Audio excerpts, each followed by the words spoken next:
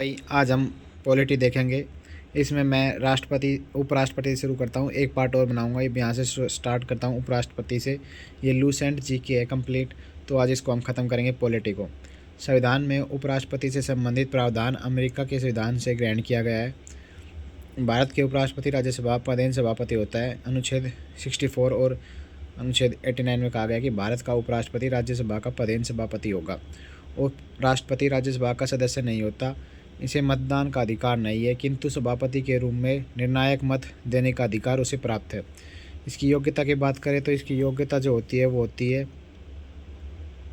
कोई व्यक्ति उपराष्ट्रपति निर्वाचित होने की योग्यता तभी होगा जब वह भारत का नागरिक हो, 35 वर्ष आयु पूरी कर चुका हो, राज्यसभा का सदस्य निर्वाचित होने योग्य हो, निर्वाचन के समय किसी भी लाभ के पद पर नहीं हो, वह संसद के किसी भी सदन या राज्य के विधानमंडल में के किसी सदन का हिस्सा सदस्य नहीं हो। ऐसा व्यक्ति उपराष्ट्रपति निर्वाचित हो जाता है तो यह समझा जाएगा कि उसे सदन का अपना स्थान अपने पद ग्रहण की तारीख से रिक्त दिया है। उपराष्ट्रपति के निर्वाचन के लिए निर्वाचन मंडल अनुच्छेद 66(1) उपराष्ट्रपति का निर्वाचन संसद के दोनों सदनों के सदस्यों से मिलकर बनने वाले निर्वाचक गण के सदस्यों द्वारा अनुपातिक प्रतिनिधित्व पद्धति के अनुसार एकल संक्रमणीय मतदान द्वारा और ऐसे निर्वाचन को मतदान गुप्त होता है। संसद के दोनों सदनों से बनने वाले निर्वाचन गण में निर्वाचित एवं मनोनीत सदस्य दोनों शामिल होते हैं।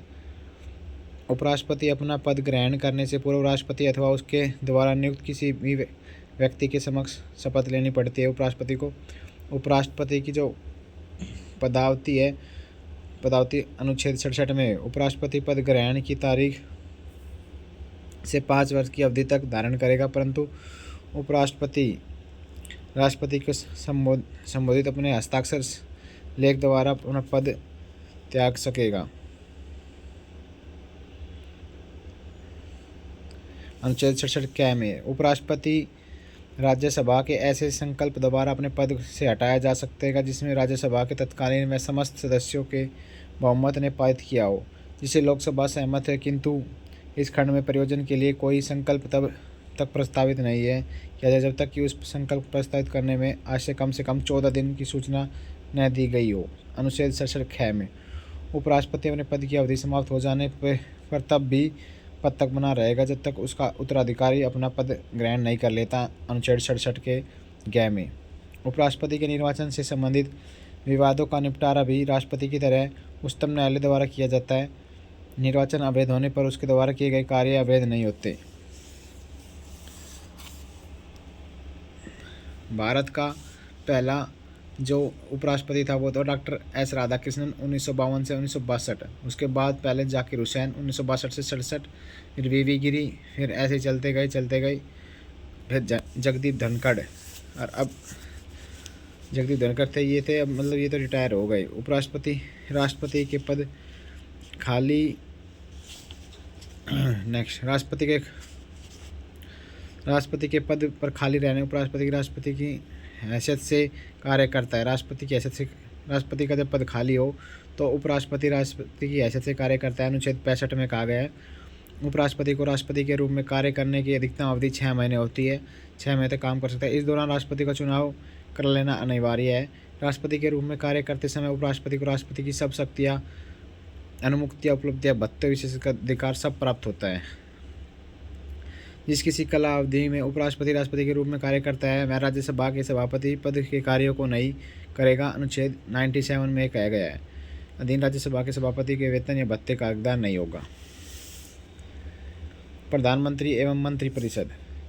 अब बात करते हैं प्रधानमंत्री एवं मंत्रिपरिषद। संविधान के अनुच्छेद 74 के अनुसार राष्ट्रपति को उसके कार्यों को संपादन व सलाह देने हेतु एक मंत्रिपरिषद होगी जिसका प्रधानमंत्री होगा। संविधान के अनुच्छेद 75 में के अनुसार प्रधानमंत्री की नियुक्ति राष्ट्रपति करेगा और अन्य मंत्रियों की नियुक्ति राष्ट्रपति प्रधानमंत्री की सलाह पर करेगा। मंत्रिपरिषद में मंत्रियों की कुल संख्या प्रधानमंत्री को शामिल करके लोकसभा के कुल सदस्यों की कुल संख्या का 15% से अधिक नहीं होगी। 91वां संविधान संशोधन। अनुच्छेद 75 के 2 में अनुसार राष्ट्रपति के पर्यंत पद धारण करेंगे और 75(3) के अनुसार मंत्रिपरिषद लोकसभा के प्रति सामूहिक रूप से उत्तरदायी होगी। पद ग्रहण से पूर्व प्रधानमंत्री सहित प्रत्येक को राष्ट्रपति के सामने पद और गोपनीयता शपथ लेनी पड़ेगी। 75 के चौथे पार्ट में मंत्रिपरिषद के सदस्य बनने के लिए वैधानिक दृष्टि से यह आवश्यक है कि कोई व्यक्ति संसद के लिए सदन का सदस्य हो। यदि व्यक्ति मंत्री बनते सदस्य नहीं तो उसे 6 महीने के अंदर सदस्य बनना अनिवार्य है, नहीं तो अपना पद छोड़ना पड़ेगा। अनुच्छेद 75 के 5 पार्ट में कहा गया। सभी मंत्रियों को राज्य मंत्रियों और उप मंत्रियों के निःशुल्क निवास स्थान तथा अन्य सुविधाएं प्राप्त होती है। यदि लोकसभा किसी एक मंत्री के विरुद्ध अविश्वास प्रस्ताव पारित कर दे अथवा उसे विभाग से संबंधित विधेयक को रद्द कर दे तो समस्त मंत्रिमंडल को त्याग देना पड़ेगा। भारत के पहले प्रधानमंत्री जवाहरलाल नेहरू थे 1947 से 1964 तक। फिर उसके बाद अभी देखते हैं ये 2 मोरारजी देसाई, 3 चरण सिंह, इनके बारे में जानते हैं। चलो 3 प्रधानमंत्री ये रहा ना। सबसे लंबा कार्यकाल था जिसका जवाहरलाल नेहरू का सबसे लंबा कार्यकाल था। और प्रथम गैर कांग्रेसी प्रधानमंत्री है। प्रधानमंत्री पद से त्यागपत्र देने वाले प्रधानमंत्री नंबर 2 पे कौन है? ये है मोरारजी देसाई। प्रथम गैर कांग्रेसी प्रधानमंत्री थे और प्रधानमंत्री पद से इन्हें त्यागपत्र दे दिया था। लोकसभा का सामना न करने वाले प्रधानमंत्री। लोकसभा का सामना किसने नहीं किया? वो किया था चौधरी चरण सिंह ने। लोकसभा का सामना नहीं किया। अविश्वास प्रस्ताव द्वारा हटाए गए जाने वाले प्रथम प्रधानमंत्री वो थे विश्वनाथ प्रताप सिंह। अविश्वास प्रस्ताव, इसमें विश्वास आ रहा है, अविश्वास प्रस्ताव से द्वारा हटाए जाने वाले, इनका नाम था विश्वनाथ प्रताप सिंह। नेक्स्ट, पद ग्रहण करने वाले समय किसी भी सदन सदस्य नहीं, मतलब पद ग्रहण करने के समय किसी भी सदन के सदस्य नहीं थे। कौन थे? 5 नंबर पे PV नरसिम्हा राव किसी पद पर नहीं थे। सबसे छोटा कार्यकाल 13 दिन का कार्यकाल किसका था? ये था अटल बिहारी वाजपेयी जी का। अटल बिहारी वाजपेयी जी का सबसे छोटा कार्यकाल था। नंबर 7, पद ग्रहण करते समय विधानसभा का सदस्य ये HD देवगौड़ा। 3 प्रधानमंत्री जवाहरलाल नेहरू, लाल बहादुर शास्त्री तथा श्रीमती इंदिरा गांधी की मृत्यु उनकी पदावधि के दौरान हो गई थी। लाल बहादुर शास्त्री की मृत्यु 11 जनवरी 1966 को भारत के बाहर ताशकंद में हुई थी। मोरारजी देसाई सबसे अधिक उम्र एवं राजीव गांधी सबसे कम उम्र के प्रधानमंत्री बने।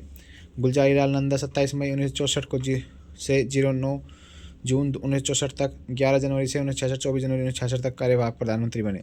भारत के प्रथम उप प्रधानमंत्री सरदार वल्लभ भाई पटेल थे। मंत्री 3 प्रकार के होते हैं: कैबिनेट मंत्री, राज्य मंत्री, उप मंत्री। कैबिनेट मंत्री विभाग के अध्यक्ष होते हैं। प्रधानमंत्री एवं कैबिनेट मंत्री की मिलकर मंत्रिमंडल का निर्माण होता है। प्रधानमंत्री लोकसभा का नेता होता है। वह उपराष्ट्रपति सदस्य का, वह राष्ट्रपति को संसद का सत्र आहूत करने एवं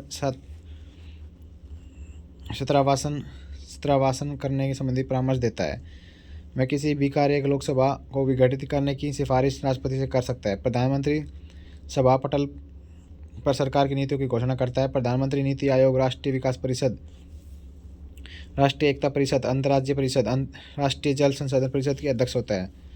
प्रधानमंत्री राष्ट्रपति एवं मंत्री परिषद के बीच संवाद की मुख्य कड़ी अनुच्छेद 78। प्रधानमंत्री राष्ट्रपति को विभिन्न अधिकारी जैसे भारत का महान्यायवादी, भारत का नियंत्रक, महालेखा परीक्षक, संघ लोक सेवा आयोग के अध्यक्ष और उसके सदस्यों, चुनाव आयुक्त आयोग अध्यक्ष और उनके सदस्यों की नियुक्ति के लिए संबंधित परामर्श दे सकता है। प्रधानमंत्री किसी मंत्री को त्यागपत्र देने अथवा राष्ट्रपति को उसे बर्खास्त करने की सलाह दे सकता है। वह मंत्री परिषद की बैठक की अध्यक्षता करता है तथा अपने पद पर त्यागपत्र देकर मंत्रिमंडल को बर्खास्त कर सकता है। प्रधानमंत्री मंत्री परिषद का प्रमुख होता है। जब वह प्रधानमंत्री त्यागपत्र देता है तो उसकी मृत्यु हो जाती है तो अन्य मंत्री भी कार्य नहीं कर सकते। अन्य शब्दों में प्रधानमंत्री की मृत्यु अथवा त्यागपत्र से मंत्रिपरिषद स्वयं विघटित हो जाता है, एक शून्यता उत्पन्न हो जाती है। प्रधानमंत्री में सबसे बड़ा कार्यकाल प्रथम प्रधानमंत्री जवाहरलाल नेहरू का रहा, कुल 16 वर्ष 9 महीने का और 12 दिन का। देश की प्रथम महिला प्रधानमंत्री श्रीमती इंदिरा गांधी थी। वे ऐसी व्यक्ति थी जो 2 अलग अलग अवधियों के लिए प्रधानमंत्री बनी। पहली बार इंदिरा गांधी प्रधानमंत्री बनी तो वो राज्यसभा सदस्य नहीं थी। चरण सिंह एक ऐसे प्रधानमंत्री थे जो कभी लोकसभा में उपस्थित नहीं हुए। विश्वास मत प्राप्त से अफसल होने वाले प्रधानमंत्री विश्वनाथ प्रताप सिंह थे। एक कार्यकाल में सबसे अधिक समय तक प्रधानमंत्री रहने वाले सबसे कम समय थे वो थे अटल बिहारी वाजपेयी, मात्र 13 दिनों के लिए। कैबिनेट मंत्रियों के सबसे बड़ा कार्यकाल जगजीवन का था, लगभग 32 वर्ष केंद्रीय मंत्रिमंडल रहे। एक लंबी अवधि तक एक ही विभाग में कार्यभार संभालने वाले मंत्री राजकुमारी अमृत कौर। अब करते हैं मंत्रिमंडल सचिवालय। मंत्रिमंडल सचिवालय भारत के अधिनियम 1961 के अंतर्गत प्रत्यक्ष तौर पर प्रधानमंत्री के अधीन कार्य करता है। प्रशासनिक प्रमुख कैबिनेट सचिव होता है। कैबिनेट सचिव सिविल सर्विसेज बोर्ड के पदेन अध्यक्ष होता है।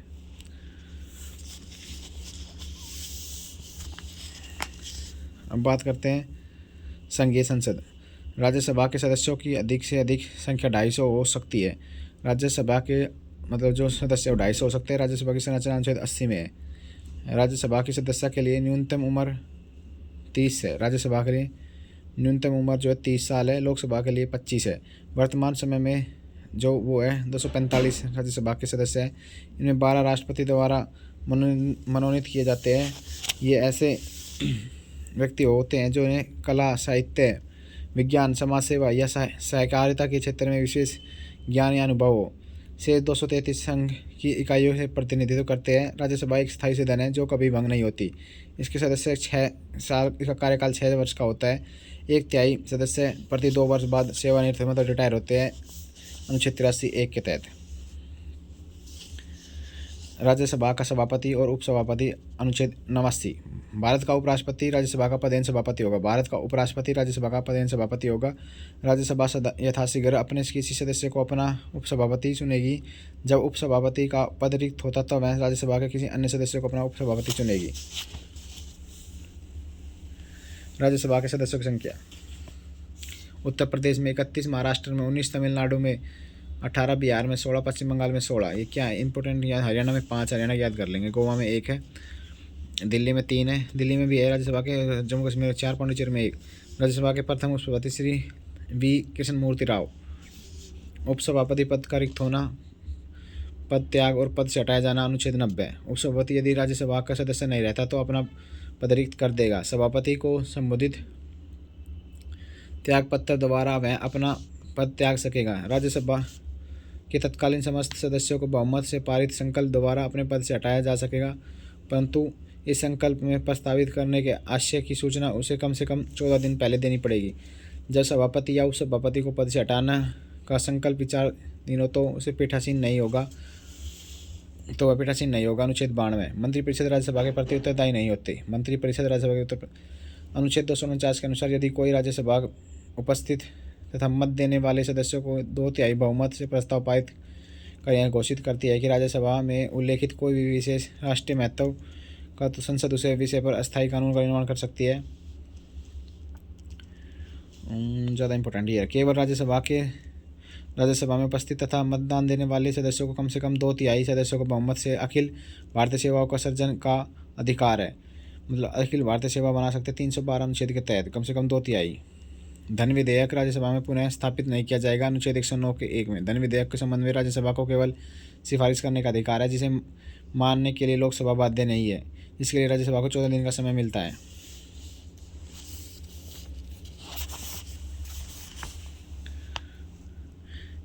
यदि इस समय विधेयक वापस नहीं होता तो पारित समझा जाता है। राज्यसभा धन विधेयक को नया आविष्कार कर सकती है, नया उसमें संशोधित कर सकती है। राष्ट्रपति वर्ष में कम से कम 2 बार राज्यसभा को अधिवेशन आहूत करता है। राज्यसभा में एक सत्र की अंतिम बैठक तथा अगले सत्र की प्रथम बैठक के लिए नियत तिथि 6 माह से अधिक अंतर नहीं होना चाहिए। राज्यसभा में पहली बार गठन 3 अप्रैल 1952 को किया गया था। पहली बैठक 13 मई 1952 को। राज्यसभा में प्रतिनिधित्व नहीं है। अंडमान निकोबार, चंडीगढ़, दादर नगर हवेली, दमन लक्षद्वीप का। लोकसभा की संरचना अनुच्छेद 81। लोकसभा संसद का प्रथम निम्न सदन है जिसका सभापतित्व करने के लिए अध्यक्ष होता है। लोकसभा अपनी पहली बैठक के पश्चात यथाशीघ्र अपने 2 सदस्यों को अध्यक्ष और उपाध्यक्ष के रूप में चुनते हैं। अनुच्छेद 93 में कहा गया है। मूल संविधान में लोकसभा की कुल 500 निश्चित सीट है। इसके सदस्यों के अधिकतम सदस्य 550 हो सकती है। इनमें से अधिकतम 530 सदस्य राज्य निर्वाचन क्षेत्र से 20 संघीय क्षेत्रों से है। वर्तमान में लोकसभा के 543 है और 524 सदस्य 28 राज्यों और 19 सदस्य 8 केंद्र शासित प्रदेश। 104 संविधान संशोधन अधिनियम 2020 से लोकसभा और राज्यसभा विधानसभा में आंग्ल भारतीय सीट का आरक्षण समाप्त कर दिया गया है। नए परिसीमन के बाद लोकसभा में अनुसूचित जातियों के लिए 84 स्थान, अनुसूचित जनजातियों के लिए 47 स्थान आरक्षित हैं। अनुच्छेद 330। 2001 में संसद द्वारा पारित 84वें संविधान संशोधन विधेयक के अनुसार लोकसभा एवं राज्य विधानसभा की सीट 2026 तक यथावत रखने का प्रावधान है। लोकसभा के सदस्यों को गुप्त मतदान द्वारा वयस्क मताधिकार 18 वर्ष का अधिकार प्राप्त है। 61वें संविधान संशोधन 1989 के अनुसार भारत में अब 18 वर्ष के आयु के व्यक्ति भी ऐसा माना जाएगा। सबसे अधिक मतदाता वाला क्षेत्र लोकसभा बाहरी दिल्ली, सबसे कम लक्षद्वीप। क्षेत्रफल की दृष्टि सबसे बड़ा चांदनी चौक दिल्ली और सबसे कम लद्दाख।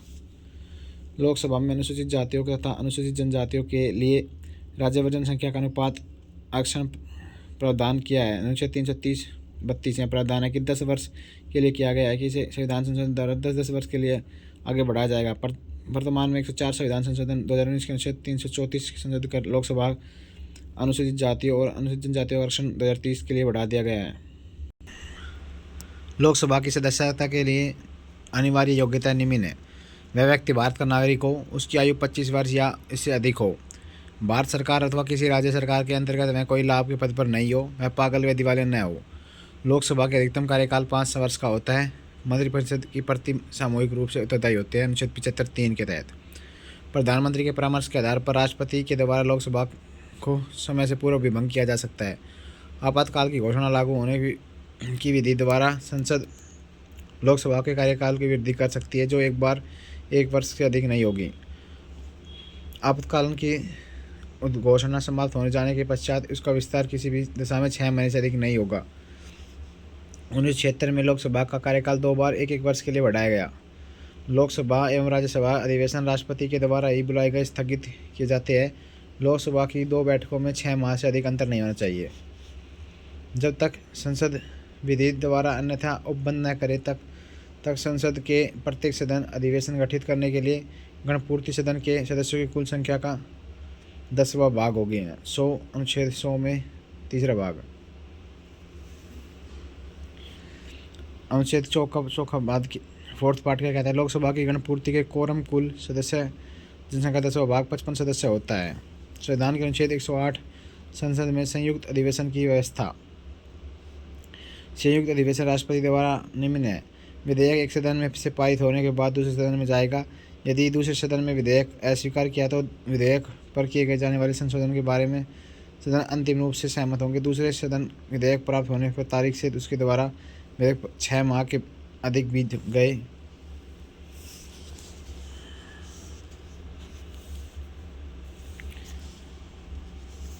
कुछ खास है। लोकसभा में एक दिन तारांकित प्रश्नों की संख्या अधिकतम 20 होती है। धन विधेयक के संबंध में लोकसभा का निर्णय अंतिम होता है। अविश्वास प्रस्ताव केवल लोकसभा में ही स्थापित किया जाएगा। भारत में संविधान में किसी अविश्वास प्रस्ताव आज तक नहीं लिखा मतलब